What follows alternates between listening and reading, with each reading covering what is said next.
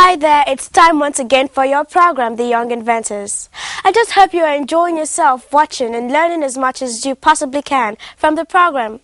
My name is Treasure Abassi, your host. I'll be right back after this time out.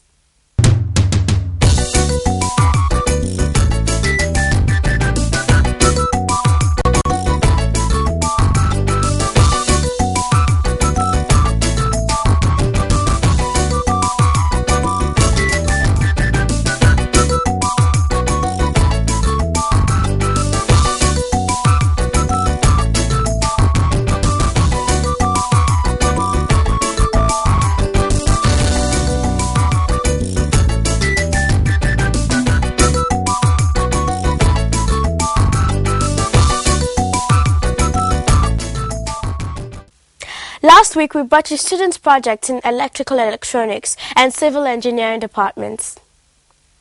In the package today, there will be more project presentations in the agricultural engineering technology department, especially in the post-harvest area of agriculture, where we usually record a high-level waste.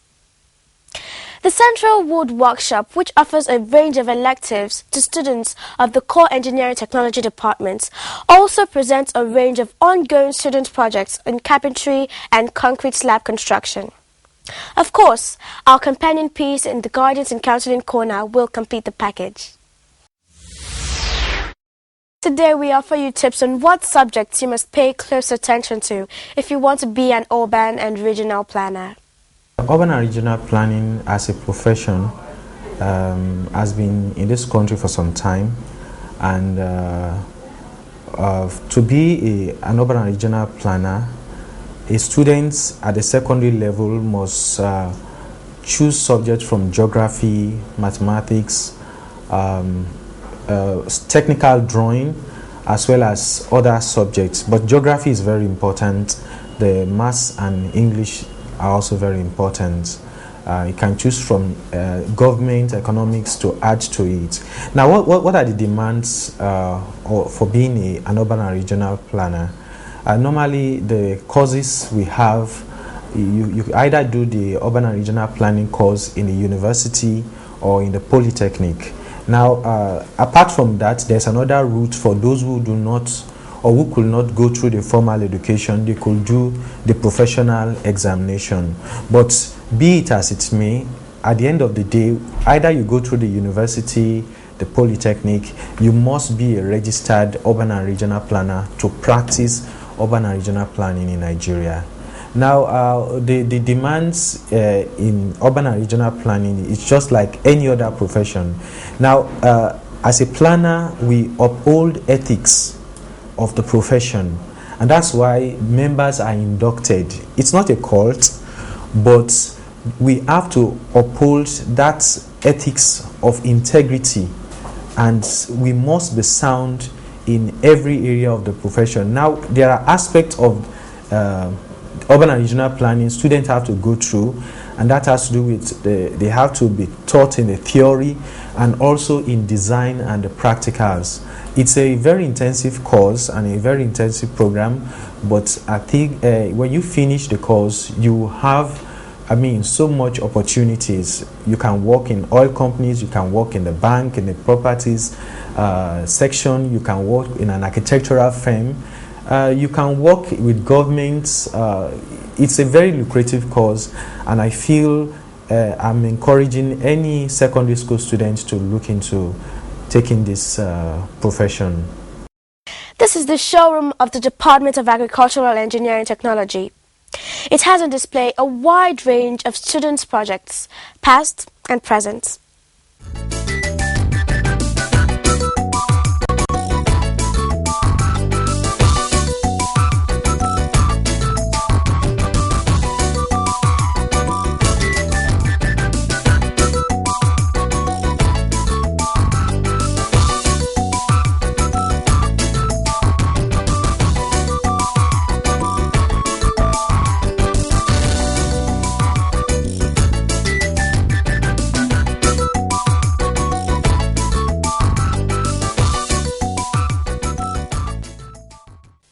Interestingly, the department places a lot of emphasis on post-harvest processing and preservation.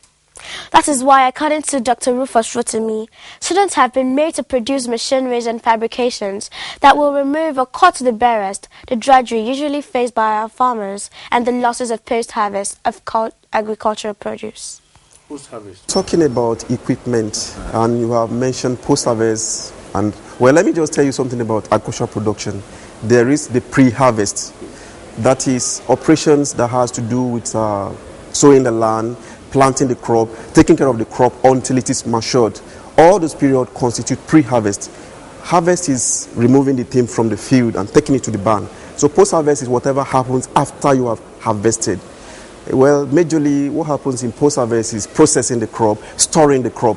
Well, a lot of the projects here are also into post-harvest. The pre-harvest aspects are also here. Like that equipment there is for harvesting, that one that looks like a knife. There are other ones which you may see later. Agricultural engineering is basically applying engineering to solve agricultural production problems. Here we have a lot of inventions, but for today we are hoping to show you majorly 3 of our students' projects. We will begin with the feathering machine. Well, for production of poultry, especially the one that is not up to the large scale, sometimes removing the feather is a problem. So we have a machine here which one of our students fabricated, and it's for removing the feathers. So it is right there. We have also a version of the yam pounder. You might have heard of that. Some years back, somebody here in our country invented that. There are other versions, but we have our own version here. If you know what has been going on yam pounding, that patent was stolen from Nigeria here, and a company outside the country developed, and we are importing it from them. So we have our own version here. Jimo Olayinka and Adewale Adeyemi are both HND 1 class students. They present their chicken defeathering and solar oven cooker projects respectively. The title of the project is the feathering machine, and what it does was to remove the feather from the poultry chicken, or basically chickens, the fully matured chickens. So that is the basic operation, and it is not really manually operated. It is powered by electric motor, power horse, and this thing here, they stand as a mechanism for removing the feather from that chicken after it has been sinked into a boiled hot water. Then it can defeather like 2 to 3 chickens at a time in 5 minutes. After coupling the electric motor to the machine, and it enhances the rotational movement of the bearing and all that. So as you can see, what is really here on the ground, which is attached to the bearing, it will be moving the chicken. As it is moving, the stuff we are having here, this rubber, will stand as mechanism for removing the feathers from the chicken. Yes, but if you want like 10 units, yes, does that affect the price? It doesn't really affect the price, because we are really basically on the materials, the items, and the price which comprises. We might not really basically on maybe probably because we're doing it on a large scale. So we are going to add the materials, everything, and the cost of production. Now, this seems to me like a prototype. Is it possible to make something bigger that can say the feather about 15, 20, 100 chicken at a time? Sure. Based on this same principle? Yes, sure. In engineering, we can develop that, because this is also a development. It is an innovation, as in to make change. It's a design. You understand? To ease the operation of removing feather from fowl, so we can make it on a very big, large level. This is the bearing. This is how it moves, and while it is moving, this thing is behind. The rubber head is removing the feather. So that is how it works. This is where we couple the electric motor, and this is frame structure. This is what really this differential that supports the machine to stand firmly on the ground. This frame structure that support the machine to stand firmly on the ground. These are bolts and nuts. And these are the rubbers. They are made of metals. This is rubber, mild steel. We have basically mild steel, which is were used, and then we have the bearing, the rods, and the frames, which are also metals, which are made for the machine. But let me say the cost of everything might probably 80,000. This project is about solar oven. The materials used for this project are very cheap and commonly available in our environment. The materials include the foil paper, which is silver in color, a disc, and in it here we have a thermometer to measure the temperature, and a stand on which we can place the material or the thing we want to heat up. This is how it operates. The radiation from the sun falls on the disc here, and when it falls on the disc, it is being diverged to this mirror here, and we have a mirror here that converge all the diverted rays, because when the radiation is heated on the disc, it scatters, and the radiation of the sun that is coming will fall on the disc here, and it will be diverged to this glass here, and on the glass we have a mirror, a minute mirror that will converge all the diverged radiation that is coming from the sun on the disc to the mirror to a point. The reason being that the rays, the radiation that will fall on the disc will be scattered, but this mirror will converge everything together to a point, and this mirror will now transmit the heat into this black body. This is known as a black body, and black body is able to hold heat radiation for a long time. It absorbs any heat placed on it, and when the black body absorbs the heat, it keeps the heat and warm it up. And when we tested this project, its temperature rises to 60 degrees centigrade, and because of the environment in which we are, it can be improved to perhaps 100, even more than that. And we tested it with egg. We boiled it on it, and it boiled very well, and we also boiled water on it to an appreciable degree. And this project is an ongoing one which can be improved to generate heat, and it is very useful for everybody because of the electricity problem we have in our country, in rural area, even in urban city. This can be used in the household, in the industry, and perhaps with the farmers as well. In household, we can use it the housewife can use it to heat up the environment, to cook as well. In the farm, it can be used to dry up our crops, to preserve them for a long time. And even in hotels, it can also be used as a sort of generating heat to appreciate what they are having in their environment and to make use of it. And as I said earlier, it's an ongoing project which can be improved, and doing that, you can increase the temperature to perhaps more than 100 degrees centigrade. The basic principle is very easy. The sun, we all know that it generates energy, and the energy it generates, we convert it to heat energy. As I said earlier, the radiation will fall on the disc, and the function of this minute mirror is to convert all the diverted energy, the rays, to one point, so that it can generate the heat at one point, so that it won't be scattered. If it's scattered, we won't have a uniform heat, and it won't heat up what is inside the black body. So the mirror here will converge all the rays to one particular point, and it will heat up anything that is placed inside the oven.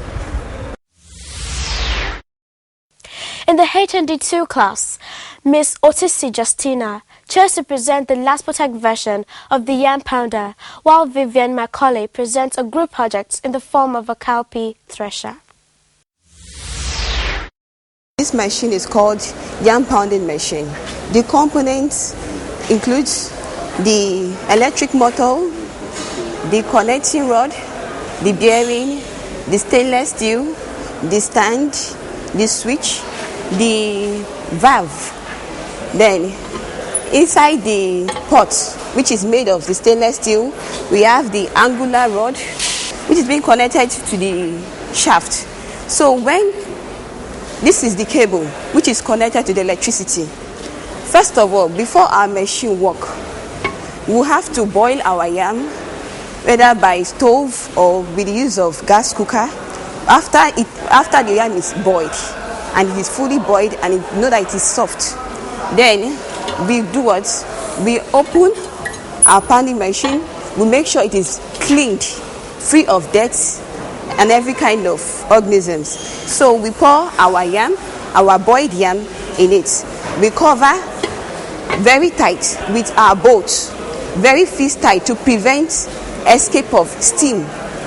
Escape of steam from either side because it is pressure valve. So we plug our cable, then we on it. Then our switch, we on it too. Then the electric motor transfer it converts the energy. Then it begins to rotate. It gives the power here. Then the shaft begins to rotate. Then it also moves the connecting rod here, which is in rectangular shape. First of all, it begins to blend it. We should remember that our pot is heat sealed to prevent any form of escape of steam, to make sure that the steam is being maintained in the pot. So the shaft begin to rotate, and first of all it begin to blend the yam. After blending, then they begin to form some kind of pastry sauce, pastry kind of material. Then after it begin to make them in uniform. So this takes about 5 minutes before the completion of pounded yam. We have different kind of stainless steel. This one is much more expensive. So it's because of this is an edible substance. That's why we use the stainless steel material to construct the pots.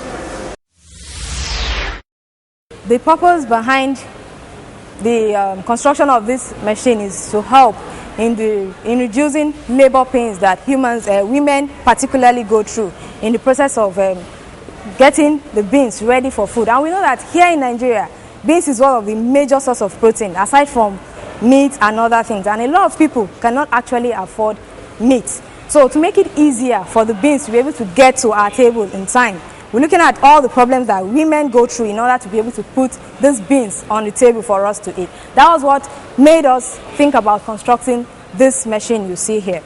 This is actually a Cowpea Thresher. It's being operated with the aid of this engine here. The engine has a power of 5.5 horsepower. The working principle is this, that actually the part, this is the hopper. In here we have a threshing drum, and it has a sieve and also another hopper here, the outlet where the bean comes out from. When the engine is turned on, the rotation from the power from the engine also helps to agitate this, which now helps the hopper inside to turn. Now the beans is poured in through this. As soon as the beans is poured in, it has to be covered so that the pressure from there doesn't push it out again. Now the threshing drum rotates with the help of the engine that is running. As it rotates, the drums will beat on the beans to help dehusk the beans. By dehusking, we mean just to remove the beans, separate it. Now because it has a blower, the blower is going to do something. It's going to blow off the chaff. Because the chaff are a lot lighter than the beans is heavier. So the beans will drop through the holes. Now the sieve has holes. Actually, we graded it with 7 mm. That's looking at the sizes of the beans we have. So as it drops, we can collect it with our bag down here, and the chaff will be blown off. So that's just a simple working principle. This is a mild steel.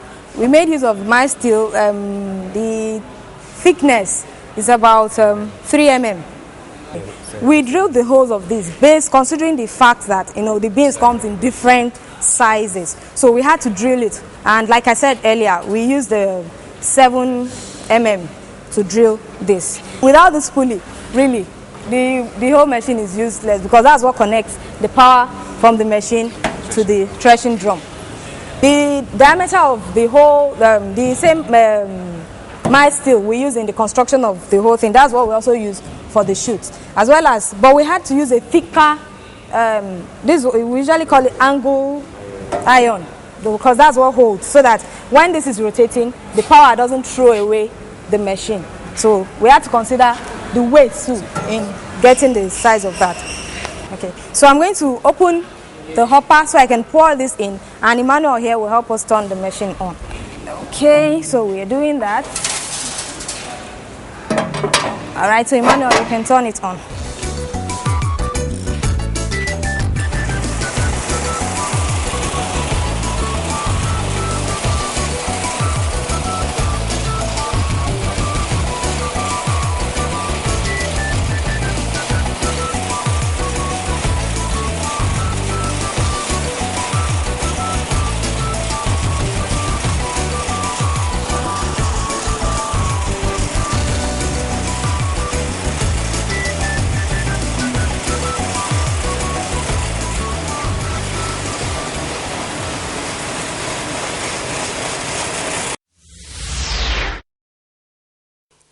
The Central Wood Workshop is no doubt in the Civil Engineering Technology Department of the Laspotech.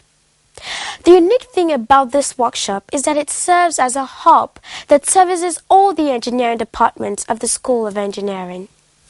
On offer at the Wood Workshop are Eric Adesoji's computer table and another group project, which is construction of a concrete slab as presented by Banjo Oluwaseyi. Both projects are still under construction.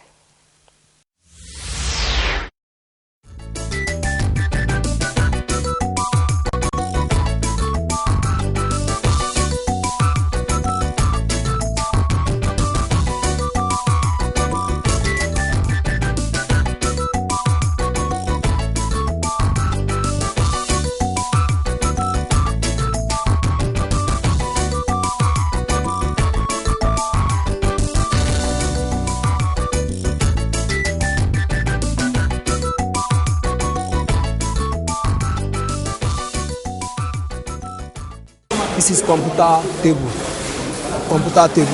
So the name of the wood is Danta wood. Then the botanical name is Lacedonia papaverifera. That's the botanical name of the wood. Then this wood, the normal measurement of the plant is 12 inches. Then we have to use butt joints to expand the wood. So that's the reason why we have up to 15 inches. Then this one is the place that the drawer for the keyboard. Why this one that I'm preparing is the top of the computer table. This is the side for the keyboard. This one is for the CPU. This one is for other instruments, other computer items. So the top of the table we have the monitor. This is the top of the computer table. After placing it, I'll nail it. Then I'll use lacquer, neutral polish to do the finishing. I started this yesterday at about 10:15 a.m. So this is how far it has gone. So maybe for up to 7,000 naira, the normal cost for the project. This is the framework. And this is the reinforcement bars, and it's dimensioned. This is the binding wire. We dimensioned 150 mm before tightening the binding wire, and now you have to raise it up before pouring concrete on it. And after that, we leave it for the second day. We come to pour it water, which we call curing in building language. After that, after 24 days or 31 days, they will remove the formwork, and it's already set. Then we'll do the plastering. That's it.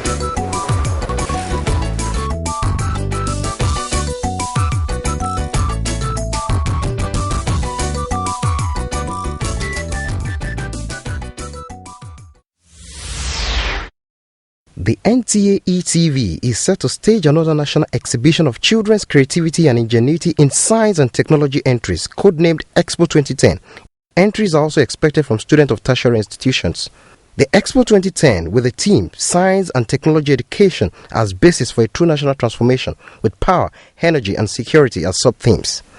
Programs start from 23rd to 27th May 2010 at the NTA headquarters, Area 11, Garki, Abuja. Producers in NTA stations across the country are to invite entries from children, whether in or out of school system, from ages 6 to 12 years and 13 to 21 years for junior and senior categories respectively.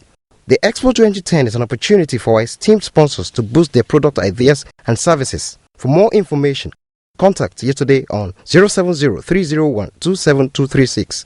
Expo 2010 is science and technology education as basis for a true national transformation. Time to go!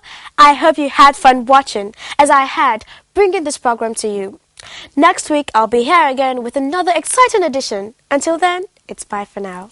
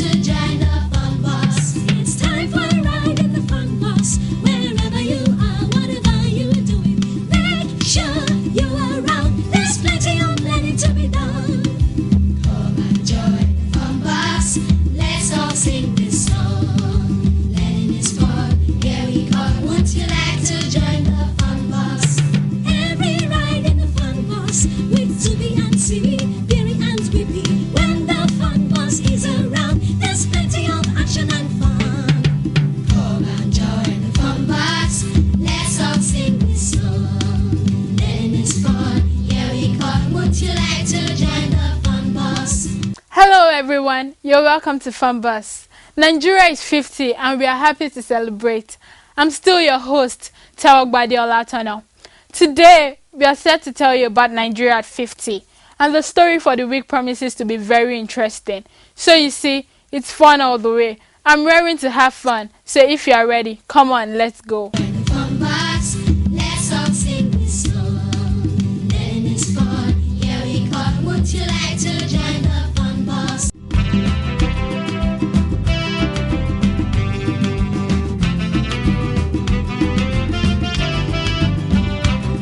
I love celebrating my birthdays like the best day of my life. I love celebrating the Independence Day. I love celebrating the Children's Day. I like celebrating Christmas parties. I like celebrating Mother's Day.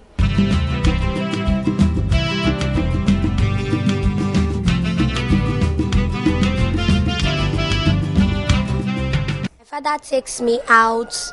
I play games with my friends like Monopoly and Tug of War. I celebrate by inviting friends, my church members, my family members, and friends from neighborhoods.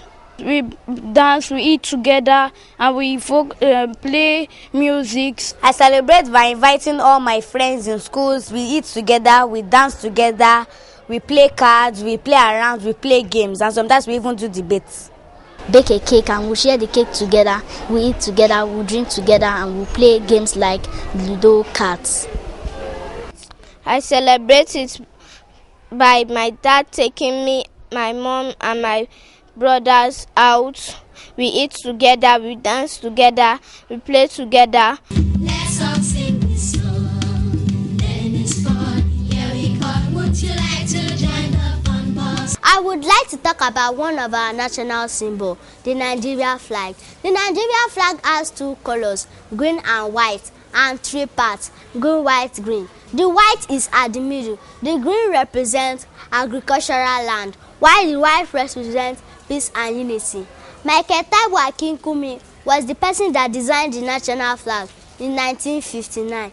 Nigeria started using this flag on October 1st, 1960. The national flag remains in it for peace and importance of agriculture to Nigeria. It is seen in government buildings, public buildings like schools, offices, and so on. I'm here to talk about one of the national symbols of Nigeria, the coat of arms. It is also known as Nigeria Armorial's bearing. The coat of arms had an eagle mounted on the black hill, bisected with two silver wavy bands. The silver wavy band is supported by two white oxes. It